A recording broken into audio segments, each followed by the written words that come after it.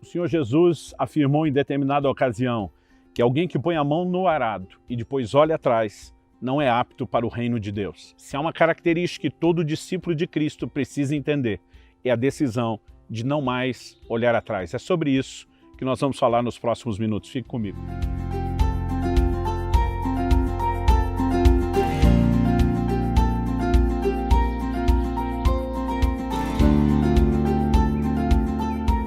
Em Lucas capítulo 9, nós lemos a partir do verso 57. Enquanto seguiam pelo caminho, alguém disse a Jesus: vou segui-lo para onde quer que o Senhor for.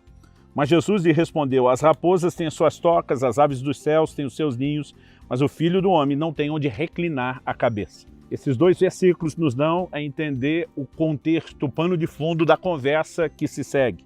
Verso 59 diz: a outro, Jesus diz. Jesus aproveita o assunto que alguém falou de segui-lo e agora se dirige a outra pessoa. A outro, Jesus diz: siga-me.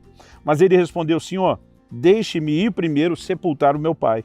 Mas Jesus insistiu: deixe que os mortos sepultem os seus mortos. Você, porém, vá e anuncie o reino de Deus. E outro lhe disse: Senhor, quero segui-lo, mas permita-me que antes disso eu me despeça das pessoas da minha casa.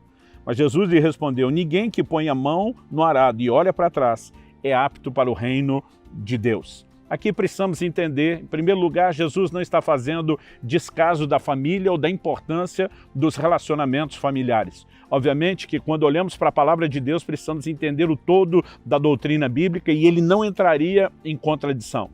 O que Jesus está dizendo é o seguinte: nós precisamos, por mais que valorizemos a família, colocá-lo em primeiro lugar. Em Lucas, no capítulo 14, Jesus diz: olha, quem deseja ser meu discípulo, mas não aborrece o pai, a mãe, irmão, irmãs, mulher, filhos, filhas, por causa de mim, não é digno de ser meu discípulo. Em outras palavras, ele estava dizendo: enquanto houver qualquer vínculo, pessoa ou coisa na sua vida mais importante do que eu, você não se adequou.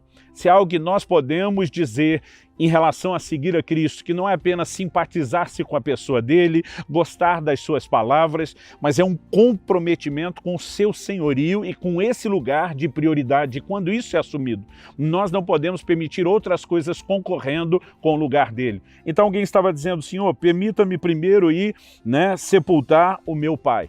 Isso parece cruel, alguém lê isso e diz: não pode nem ir ao velório, mas de acordo com os costumes culturais da época, nós precisamos entender que o sepultar o pai era o seguinte: eu tenho um compromisso de não poder deixar a minha casa enquanto meu pai estiver vivo, enquanto eu não cumprir o dever de sepultá-lo. Não era que o velório necessariamente estivesse acontecendo e ele só queria ir lá para voltar imediatamente. Quando outra pessoa fala sobre despedir da família, já talvez não envolveria tanto tempo, mas tanto em um caso como em outro, Jesus está dizendo: se você usar isso como desculpa ou colocar num patamar de igualdade ou acima, você não é apto para o reino dos céus. Mas o ponto principal a ser extraído aqui da lição de Jesus é a questão de olhar para trás. É quando diante de um chamado, e aqui Jesus está chamando pessoas não apenas para segui-lo como seus discípulos que vão crer nele, o que inclui todos nós, mas alguns deles receberam um chamado para acompanhá-lo e servi-lo e ser parte da sua equipe. Agora, diante desse chamado tão sublime, eles estavam hesitando, porque haviam outras coisas concorrendo. E é diante dessa lição de Jesus que eu quero trazer algumas aplicações. Bom, tirando o primeiro homem que puxa a conversa e fala sobre seguir Jesus e se oferece, nós temos outros dois. Um deles Jesus chama especificamente, o outro diz: olha, eu até gostaria de segui-lo, não sei se ele entrou na onda. Esses dois últimos que aparecem na narração, nós temos pessoas diferentes, mas que responderam de um modo semelhante. Enquanto Jesus esperava de cada uma delas esse comprometimento profundo, elas estavam presas demais a outras coisas.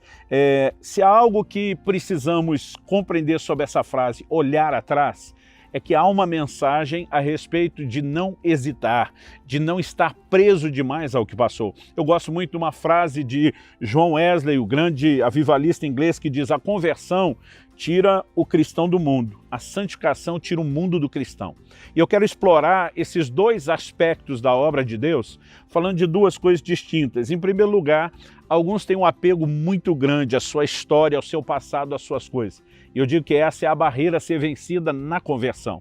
Mas há outros que têm saudades daquilo que deixaram para trás. Essa é a barreira da santificação. Então eu quero falar dessas duas coisas, depois terminarei, né, falando sobre como eu e você podemos ficar firmes. Muitos anos atrás, eu assisti um filme estrelado por Robert De Niro e Al Pacino, chamado Fogo contra Fogo.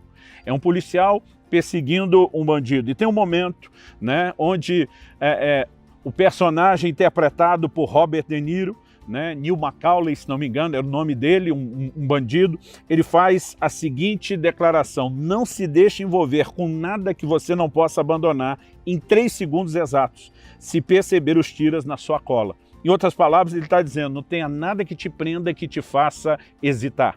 Né? Ele dizia, a única forma de eu ser o camarada que você não vai me pegar, falando para o policial, é se eu sou alguém que não estou preso a nada. Eu quero deixar de lado o aspecto negativo do exemplo e fazer não uma comparação, mas um contraste. Né? Se um bandido consegue ter um código de dizer eu não vou deixar que hajam coisas que me distraiam da minha missão e do meu propósito, a pergunta é o que eu e você não devemos ter em relação ao Senhor Jesus. Repito, não é uma comparação, é um contraste. Né? Nós temos o que de mais sublime pode servir como propósito, mas muitas vezes não nos apercebemos de como, né, o coração pode se envolver e prender. O apóstolo Paulo diz, aquilo que para mim era ganho, eu passei a considerar como perda por causa de Cristo. Em outras palavras, quando Jesus entra, ele passa a ser tão mais importante que as coisas de antes, não importa o valor que tinha, perdem ou deveriam perder a importância diante dele. Hoje em dia nós temos uma pregação de um evangelho que parece só acrescentar ganho. Ninguém tem que renunciar a nada, ninguém tem que abrir mão de nada, ninguém precisa mudar de vida, e isso é contrário àquilo que nosso Senhor nos ensinou. Quando olhamos para a palavra de Deus, né, percebemos, por exemplo, Mateus capítulo 10, Jesus vai falar com os discípulos sobre as renúncias, sobre as perseguições, sobre o que eles teriam que enfrentar depois de decidirem seguir Jesus. 2 Timóteo capítulo 4, versículo 10, fala de Demas, um dos cooperadores de Paulo, era um dos seus obreiros, mas ele diz, Demas me abandonou tendo amado o presente mundo. Quando falo da barreira da conversão, tem tanto aquele perigo de alguém não querer decidir por Cristo, porque ainda quer aproveitar algumas coisas, como tem aqueles que depois da decisão podem querer regressar ao lugar de onde saíram. Gálatas capítulo 5, verso 1 diz, né, foi para a liberdade que Cristo vos chamou, e a Bíblia diz, não se deixe colocar de novo debaixo de um mesmo jugo de escravidão. Em outras palavras, aquilo que te prendeu um dia, aquilo que te prendeu no passado, que isso não possa te prender. Matthew Henry, um comentarista bíblico, né, e conhecido pastor inglês, dizia o seguinte, a primeira lição na escola de Cristo é a abnegação. A primeira barreira não é apenas a conversão, no sentido de alguém decidir ou não Jesus, mas de permanecer. Está ligado ao passado, né, ou ao presente da pessoa, mas a segunda barreira é a barreira da santificação.